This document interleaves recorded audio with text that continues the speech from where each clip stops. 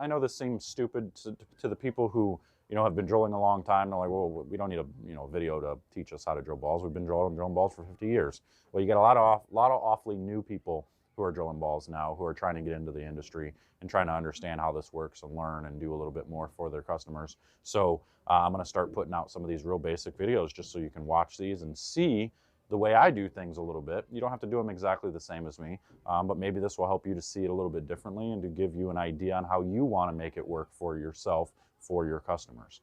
What's up, guys? JR Raymond back again, coming to you from MRB Classic Pro Shop, where today we're going to go through the process of drilling a bowling ball, and we're going to talk about switch grip, what it takes to install switch grip in a bowling ball. We're going to do it with a Radical Squatch Hybrid, so as soon as we get back, we're going to talk about that. Stay tuned.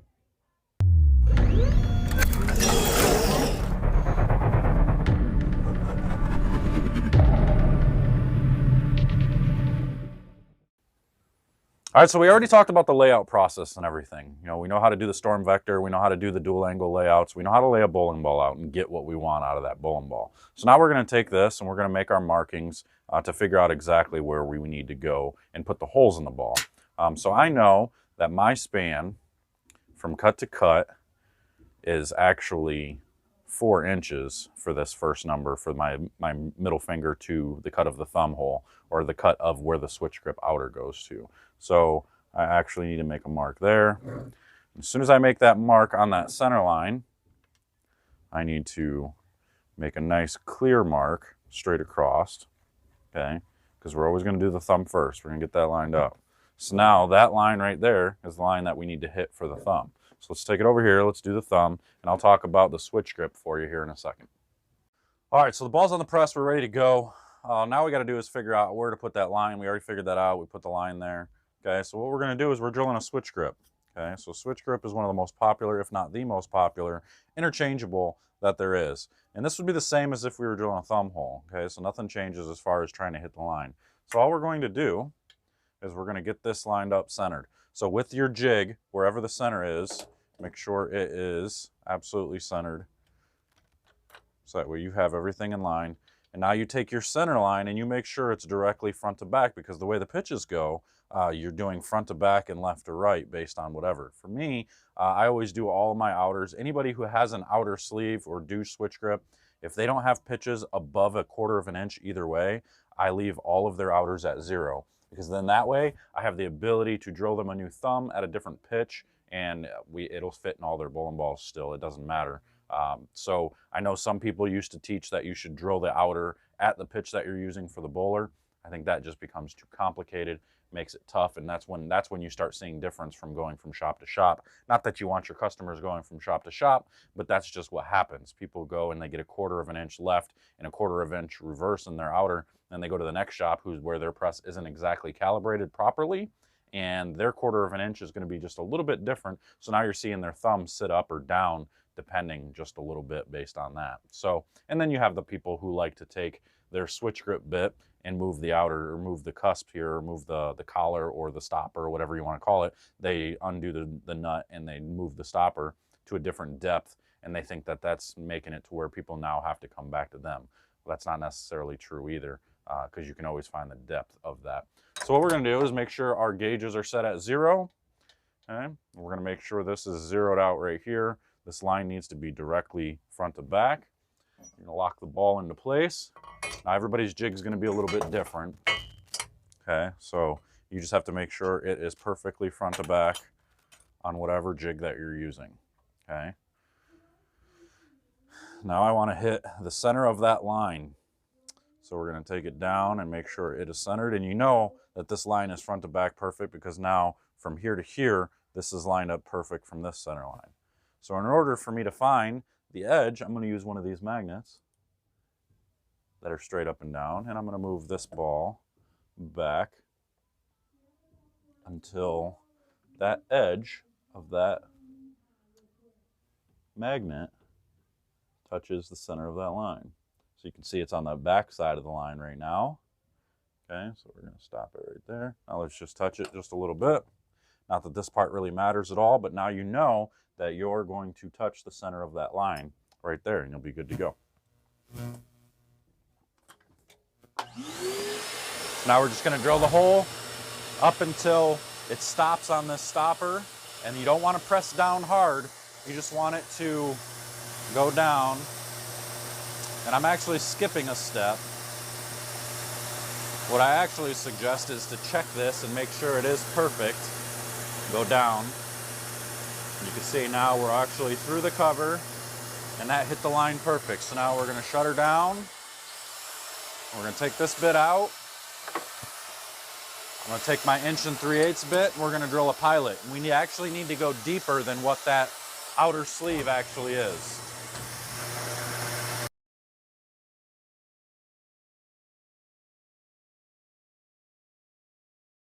We'll take and clean that out a little bit.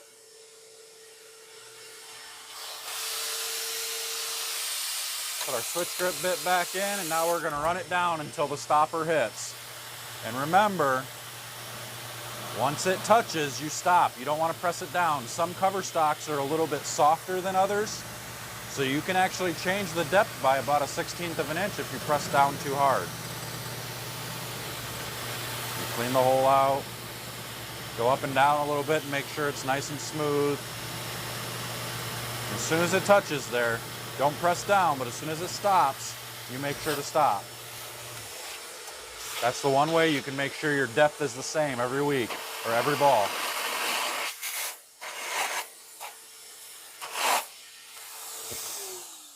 All right, so now we have that hole drilled. And if we were to look at the bottom of that, let me see if I can get you to see. We look in that hole, you can see the pilot actually is deeper than the actual hole itself, okay? So now we're set up, ready to install the outer. So the first thing we need to do is we need to make sure and check that this outer will go in and out, okay? So now we can get it in there. It's going to be a little tight, but that's okay. We should make it to where it goes in and out nice and clean. So we want to open that hole up just a pinch, move it back. If you have a reamer bit, or you can run it down in there after you're done with your switch grip bit, you can do that as well. A little pricey, $210 or so.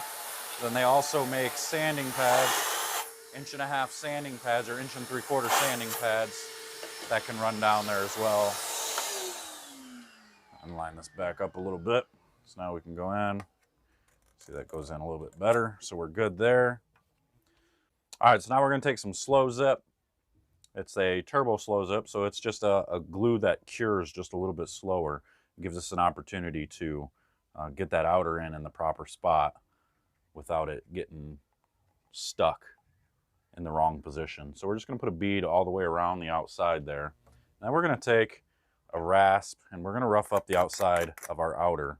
We've got to have something that it can adhere to. You don't want that shiny outer trying to stick to the glue. Sometimes you'll get them that will pull out every so often from people who squeeze an awful lot.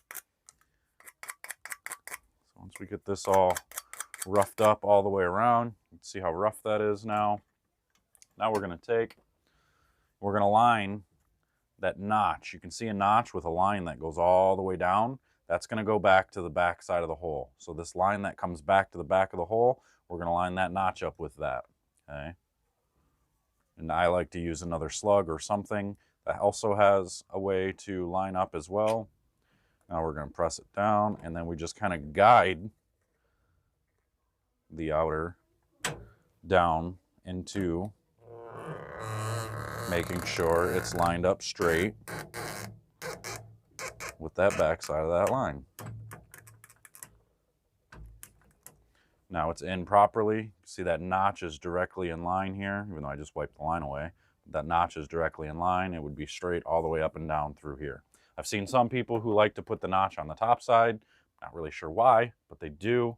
I guess that's not necessarily wrong, but I guess I will never teach anybody to do that. Maybe they do that so that way people have to go back there. I don't know. It's one of those things again. So now we're going to cut this down. Obviously make sure your press is back at 0. when you cut down the outer, flush to the ball.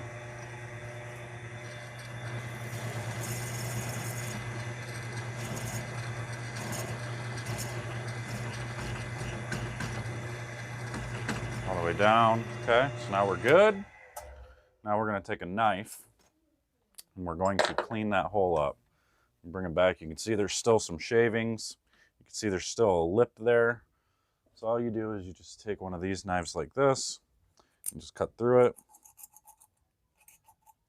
If you have one of Turbo's plug cutters, one of their red carbon plug cutters, they actually work the best and you don't end up having to do this.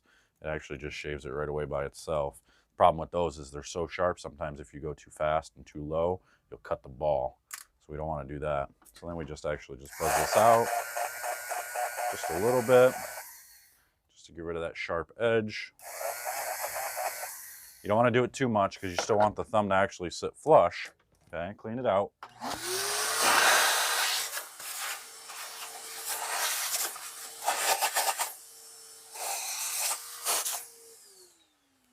Okay, so now our outer is installed.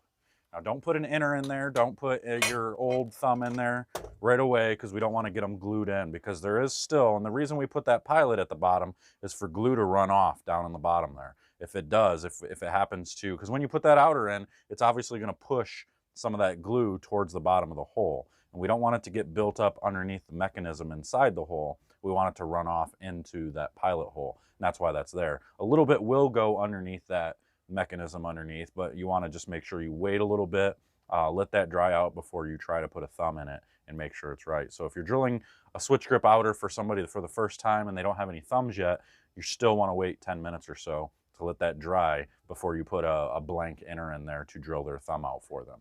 So we're going to move on to the next step now. All right, so now we got to do the finger holes based on the center line. So I'm going to redo the center line just to make sure it's there properly and good enough. There we go. So now we got a nice center line straight through. So now we got to measure it out. My span on my middle finger to this cut is, wow, this thing moves a lot, 3 and 15. So I'm going to make a mark right at 3 and 15. And then right over here as well, 3 and 13. Okay. So now we're going to make another mark. So we're going to go back over here to 3 and 15 again. We're going to make another mark over here, 3, 15. And back over here again, 3 and 13. Now we'll just draw a straight line. We're going to connect the dots from there to there, straight over. You'll notice it's actually at an angle a little bit. It's not a straight line across, because if we do a straight line across, the span will actually come out just a pinch longer than what you want. Okay, do that there. And then what you can do to get your perfect bridge is center this up with your ProSec like this, straight up and down. You just draw a line there. You're just drawing this side of it and that side of it. Now you got your bridge there, so you're good to go there. So now we got to remeasure, make sure we're right. Come back over here and check it out. You can see it's 3 and 15 all the way across, straight to the center of that line. Okay. Always double check this, because if you're hitting at the top or the bottom of that line, then you're going to change the span by a 1/16 of an inch or a 32nd. And sometimes people can feel that. You know, I know that sounds awfully picky, but sometimes people can feel that little bit of a difference. So I know that this is right, so I just need to hit the center of that line and the bridge line itself, and then we'll be good to go. So we're going to take her over to the press again. And now we're going to line up, same thing. Ball has to be, obviously now you want the fingers closer to where you're going to be, but the ball still has to be front to back perfectly. Okay, and we're going to put our plate back on.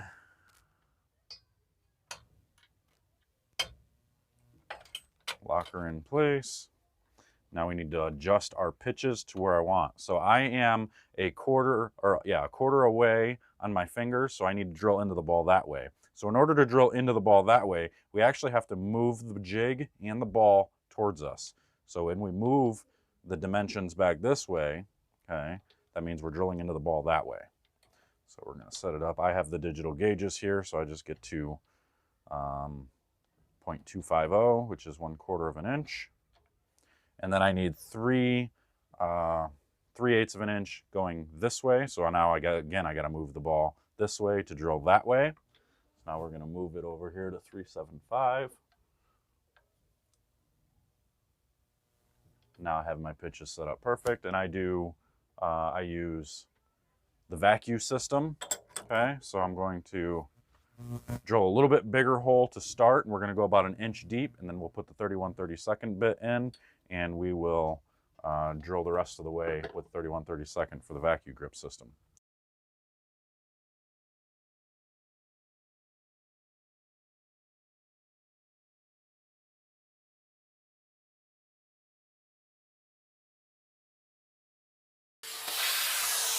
Good to go. Now I just got to move it the other way. Same pitch. Now I'm moving it the opposite way though for side to side. 3/75. Now readjust. Get my 1 1/64 back out.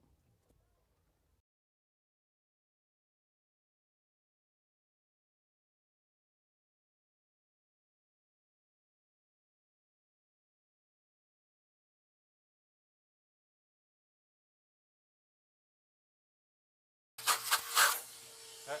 Now we're going to move this up this way.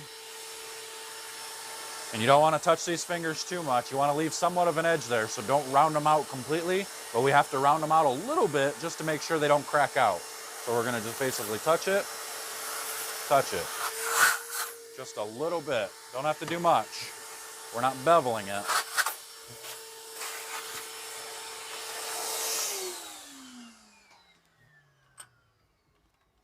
Okay, so now we have all our holes. Now I'll show you.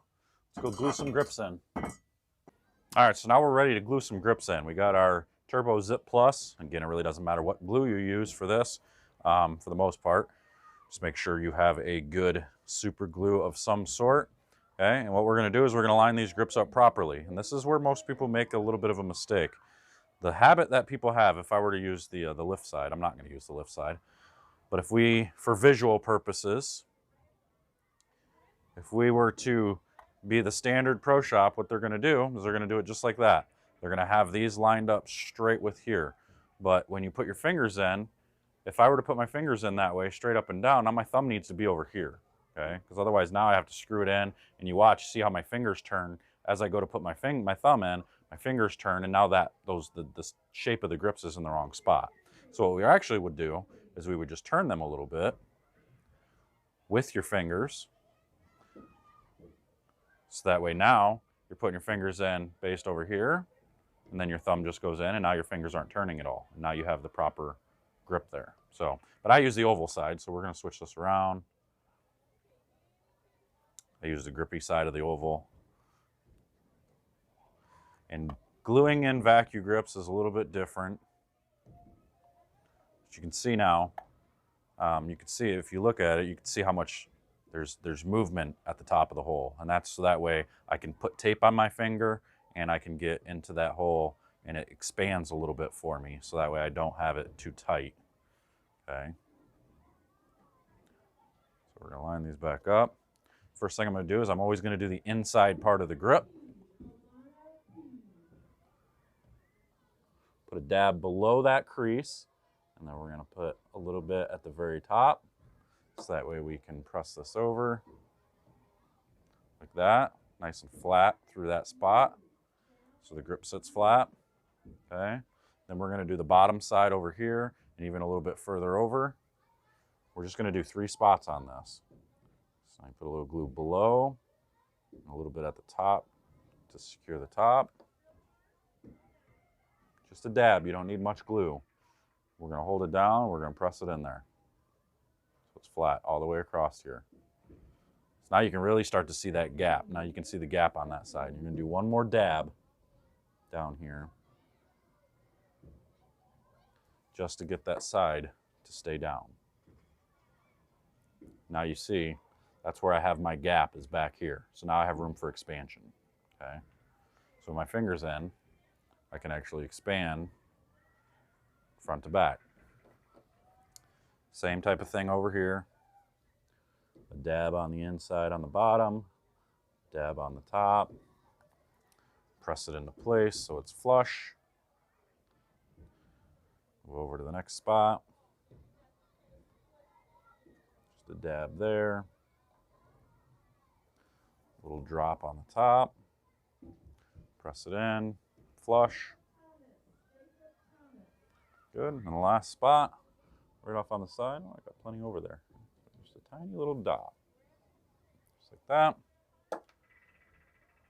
There we go. So now we're good. So now we have that expansion on both fingers. Let's go. So now we check a thumb. Make sure the thumb sits nice and flush. It should go right in. Pushes in, and then just lock it in. Turn it all the way. Good to go. Sits nice and flush. No raised edges. Still wouldn't leave it in there very long. Take it back out. Look at the bottom. Any glue at the bottom? No glue. You don't see any shininess, so we're good to go. This ball would be ready for use. All right, so there we go. That's basically the basics of drilling a bowling ball. Obviously, most everybody's going to know this already, but there are some pro shop people out there who are just starting to learn. They want to know some of the different techniques, what other people use, what other people do, how do they line up their press, how do they line up their pitches, you know, what do they do, what do they think about when they're moving the pitches? Because one of the hardest things that people have is when you're first learning is remembering, you know, which way to move the press to get what type of pitch. You know, so I always just think about it as the way the ball's moving. If the ball is moving to the right, you're going to drill into it to the left. If the ball is moving towards you, you're going to drill into it away from you, and vice versa. So just think of it that way. It's easy to remember that way instead of trying to remember minus and plus and all this other jazz. That's just a simple way to look at it. But I want to make these videos just, I know this seems stupid to the people who, you know, have been drilling a long time. They're like, well, we don't need a, you know, video to teach us how to drill balls. We've been drilling balls for 50 years. Well, you get a lot of awfully new people who are drilling balls now, who are trying to get into the industry and trying to understand how this works and learn and do a little bit more for their customers. So I'm going to start putting out some of these real basic videos just so you can watch these and see the way I do things a little bit. You don't have to do them exactly the same as me, but maybe this will help you to see it a little bit differently and to give you an idea on how you want to make it work for yourself, for your customers. So that's all I got for you today. We got a Squatch Hybrid ready to go. We're going to take it out on the lanes. We're going to check it out. So now we're going to do a review on this. So until next time, guys, I'm out of here. We'll see you later.